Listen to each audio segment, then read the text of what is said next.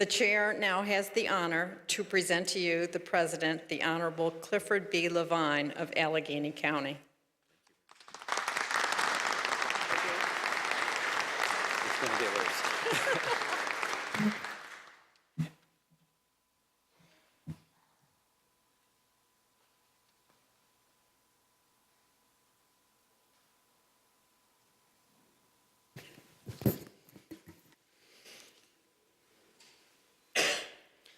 Mr. Chief Justice, Madam Secretary, fellow electors, tellers, distinguished guests, and the Honorable Governor, whose presence we eagerly await, I extend my heartfelt appreciation for the honor of serving as the President of Pennsylvania's 57th Electoral College. On behalf of the electors and tellers, I extend our gratitude to the Governor and his Chief of Staff for hosting us later this afternoon at the Governor's residence, and to her Secretary and outstanding team for their help in organizing this historic event. I also want to commend the distinguished electors and tellers. We have among us inspiring and dedicated public officials and community leaders who have displayed exemplary leadership in making our government work and work effectively. This gathering is truly a testament to our great nation, where representatives from each side of a spirited election campaign can come together and celebrate our great democracy. Our task today is to elect the President and Vice President under the Constitution of the United States. In fulfilling that obligation, we carry forward the remarkable history of our great nation. Article 2, Section 1 of the Constitution provides that each state is to appoint, quote, in such manner as the legislature thereof may direct, a number of electors equal to the whole number of senators and representatives to which the state may be entitled in the Congress. This decade, based on the census, our state is entitled to 2 senators and 18 representatives, and hence we have 20 electors. That section provides that the electors are to vote by ballot for 2 persons, and that the person having the greatest number of votes shall be the president, and the one having the second highest number of votes shall become the vice president. In the case of a tie, the House of Representatives is to select the president. For those who insist that any interpretation of our Constitution must be fixed as of 1789, the date of its ratification, it is noteworthy that our founders never anticipated that presidential elections would involve organized political parties, sponsoring both a presidential and a vice presidential candidate. With candidates for president and vice president running as a team, each likely will receive an equal number of votes from the electors. In the election of 1800, just think about that. This is only 11 years after the ratification of the Constitution. Presidential candidate Thomas Jefferson and vice presidential candidate Aaron Burr each received 73 electoral votes. Aaron Burr, a cunning politician, appealed to Congress to make him the president. On the 36th ballot, with the unlikely intervention of Alexander Hamilton, who reportedly despised Burr, Jefferson ultimately prevailed. However, the political maneuvering so troubled the country that in 1804 it enacted the 12th Amendment to the Constitution. That amendment provides that the electors are to conduct 2 separate elections, first for the president and then for the vice president.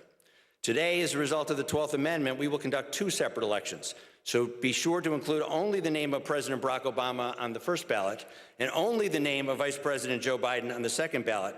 We all agree, certainly the electors agree, that we do not want this election decided by the House of Representatives. We, as the slate of electors, pledged to President Obama and Vice President Biden, have the honor of casting our ballots because on November 6th, a majority of the voters of this Commonwealth chose those candidates. The Obama-Biden ticket received 53% of the vote, and the Romney-Ryan ticket received, well, 47%. The diverse electorate that voted in November is a testament to the living nature of the American Constitution. Our founders aspired to the principle that all men are created equal and established a representative government based on the proposition that citizens would elect their leaders. The fulfillment of that obligation has been reflected in the journey of our nation and the growth of our Constitution. In 1870, after a bloody civil war our nation enacted the 15th Amendment, which provides that the right of citizens to vote shall not be denied or abridged by the United States or any state on account of race, color, or previous condition of servitude. In 1920, our nation ratified the 19th Amendment, which provides that the right of citizens to vote shall not be denied or abridged by the United States or any state on account of sex. In 1961, the 23rd Amendment was adopted, which granted the right to residents of the District of Columbia to vote for president. In 1971, in the midst of the Vietnam War, where the obligation to defend one country was not reciprocated with the right to vote, our nation ratified the 26th Amendment, which provided the right to vote to those citizens 18 years or older. In fact, 10 of the 17 amendments enacted since the Bill of Rights address voting rights or presidential elections, which should leave no doubt that the right to vote is a fundamental right under our Constitution. In describing how history unfolds, Martin Luther King Jr. once said, "The arc of the moral universe is long, but it bends towards justice." Our Constitution and those amendments expanding suffrage are a testament to our nation's commitment to justice, the right of equal treatment under the law. The 2012 presidential election involved a broad and diverse electorate that chose as its leaders a president and vice president who recognize that the greatness of America is in its respect for justice and equality, and understand that when all citizens are given a fair opportunity, the genius of America will be realized through our collective participation, innovation, and accomplishment.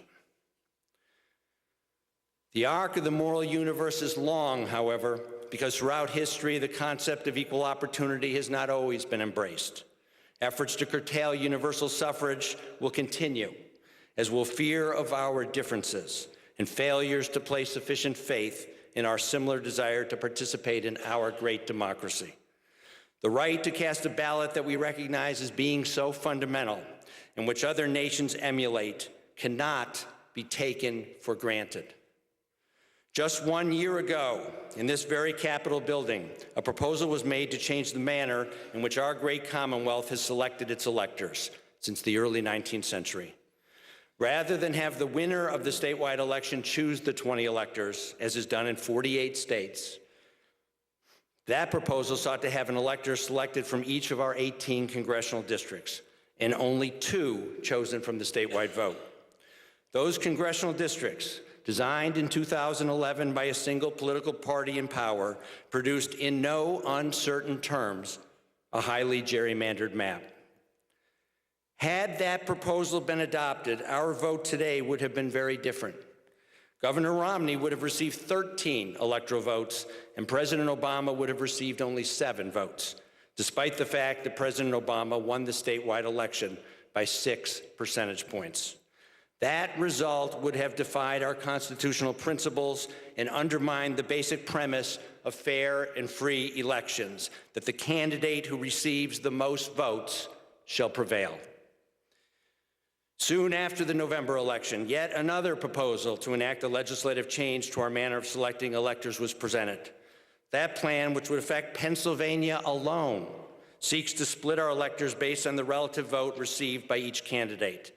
That plan, too, must be categorically rejected with a loud and bipartisan voice that urges deference to our voters and respect for our Constitution. We must not diminish the voice of Pennsylvania's voters on the national stage because of the frustration of a few with the outcome of a particular election. We all recognize that party success will fluctuate from year to year. Democrats in 2012 need only look to Republican victories in 2010 to understand that our government was designed to change and respond to the will of the people.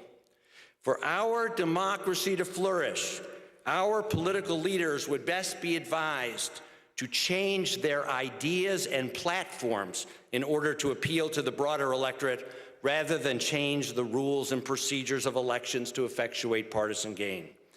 We will have future debates in these very chambers that will affect the fundamental right to vote.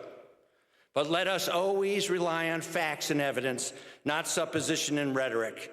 And let us always be mindful of the constitutionally embedded requirements of universal suffrage. Today, we have the privilege of casting our ballots for President Barack Obama and Vice President Joe Biden to serve an additional 4-year term. In doing so, we will help ensure that the arc of the moral universe will continue to bend towards justice as we seek to achieve the great aspiration of equality upon which our country was founded. My fellow electors and distinguished guests, savor your participation in this historic vote as you today play a vital role in that great story of American democracy. Recognize that on this day, in this great Capitol building and in this great chamber, we honor the votes of that broad and diverse electorate, the aspirations of our founding fathers, and the sacrifice of those who marched in our streets and fought in our wars to secure the right to vote. This day is not an ordinary day. Instead, it constitutes one of those shining moments of American history when we will add a brilliant point on that noble arc and help ensure, in President Lincoln's famous words, that ours will remain a nation dedicated to the proposition of equality and justice for all. Thank you, and may God bless America.